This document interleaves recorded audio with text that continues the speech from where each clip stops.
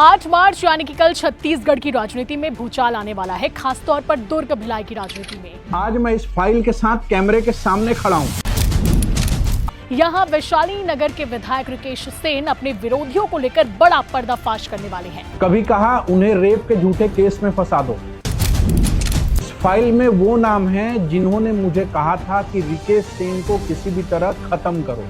बताया जा रहा है कि वैशाली नगर विधायक रिकेश सेन को लेकर उनके जो राजनीतिक विरोधी हैं वो बहुत ज्यादा साजिश रच रहे थे और आखिरकार उस साजिश का पर्दाफाश हो गया है। और कल उन बातों को सुनने के बाद में कई लोगों को हो सकता है कि रातों की नींद गायब हो जाए।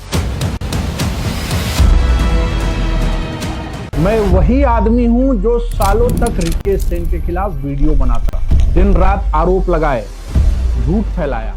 जब शक्ति योजना को लेकर एक बड़ा आयोजन रिकेश सेन करेंगे तो इसी दौरान वो लाइव आकर इन्हीं साजिशकर्ताओं का पर्दाफाश करेंगे, क्योंकि सच अब छुपाया नहीं जा सकता। उन्हें बदनाम करने की कोशिश की, लेकिन आज मैं इस फाइल के साथ कैमरे के सामने खड़ा हूं, क्योंकि सच अब छुपाया नहीं जा सकता। क्या मामला है ये आपको पूरा वीडियो में बताएंगे। नमस्कार, मेरा नाम है निधि भारद्वाज और आप देख रहे हैं सीजी भास्कर। तो दोस्तों, जयप्रकाश यादव ये एक भाजपा के नेता हैं और अक्सर रिकेश सेन के विरोधी के रूप में जाने जाते हैं। हाल ही में उन्होंने अपने सोशल मीडिया प्लेटफॉर्म पर एक वीडियो शेयर किया जहां उन्होंने बहुत बड़ा खुलासा किया। जेपी यादव ने दावा किया है अपने वीडियो में कि कुछ रसूखदार नेता और भाजपा कार्यकर्ता रिकेश सेन को कई बड़ी आपराधिक गतिविधियों में फंसाने के लिए साजिश रच रहे थे। पिछले 2 सालों से ये सब कुछ चल रहा था। जो जन कल्याणकारी योजनाएं रिकेश सेन लेकर आ रहे हैं उनसे जो उनके विरोधी हैं वो बौखलाए हुए हैं और इसी के चलते वो रिकेश सेन को फंसाने की साजिश रच रहे हैं। जेपी यादव ने अपने वीडियो में कहा है कि उनके पास पर्याप्त सबूत है, उनके पास व्हाट्सएप ऑडियो है, चैट्स हैं और कई तरह के सबूत हैं जिससे वो खुद मुख्यमंत्री, गृह मंत्री और भाजपा के जो आला कमान है उन तक पहुंचाएंगे और जो भी साजिश करता है उनका चेहरा बेनकाब करेंगे। अब इस मामले में रिकेश सेन ने क्या कहा? जब उन्हें इस मामले की जानकारी लगी तो अब वो आर पार की लड़ाई के मूड में हैं। 8 मार्च अंतर्राष्ट्रीय महिला दिवस के अवसर पर 22,000 जो श्रमिक महिलाएं हैं उनके लिए उन्होंने कार्यक्रम का आयोजन किया है। उन्हें सम्मानित किया जाएगा। वैशाली नगर के शांति नगर में जो दशहरा मैदान है वहां पर कार्यक्रम का आयोजन है और इसी कार्यक्रम के दौरान वो लाइव इन साजिशकर्ताओं का पर्दा फाश करेंगे। अभी तक तो सबसे पहले जेपी यादव का ये वीडियो आप देखें कि उन्होंने अपने वीडियो में क्या कुछ कहा। फाइल में वो नाम हैं जिन्होंने मुझे कहा था कि रिकेश सेन को किसी भी तरह खत्म करो।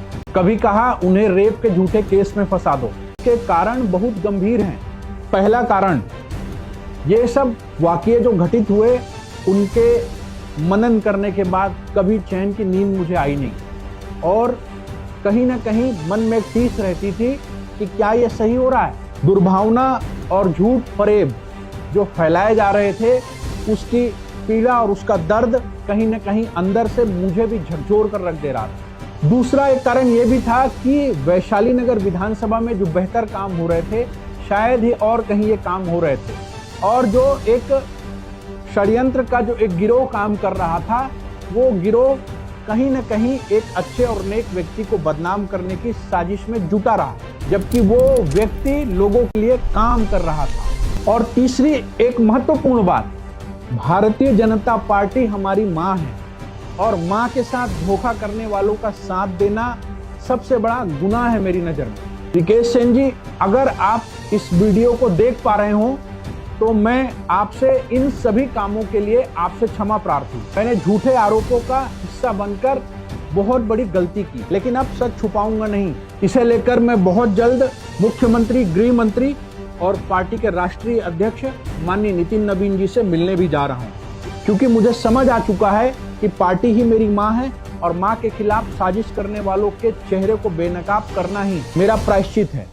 तो आप साफ सुन सकते हैं कि किस तरीके से जेपी यादव अपनी गलती को कबूल कर रहा है और साथ ही साथ रिकेश सेन से माफी भी मांग रहा है। अब देखना यह होगा कि जब अंतर्राष्ट्रीय महिला दिवस के अवसर पर हजारों की भीड़ जुटेगी, हजारों लोग रिकेश सेन से मिलने आएंगे, सम्मानित होने आएंगे, तब जब खुलासा होगा तो क्या कुछ होता है छत्तीसगढ़ की राजनीति में। फिलहाल इस वीडियो में इतना ही। मुझे यानी निधि को दीजिए इजाजत और देखते रहें सीजी भास्कर। आगे जो भी अपडेट होगा वो हम आप तक जरूर पहुंचाएंगे। नमस्कार, जय हिंद, जय भारत, जय छत्तीसगढ़।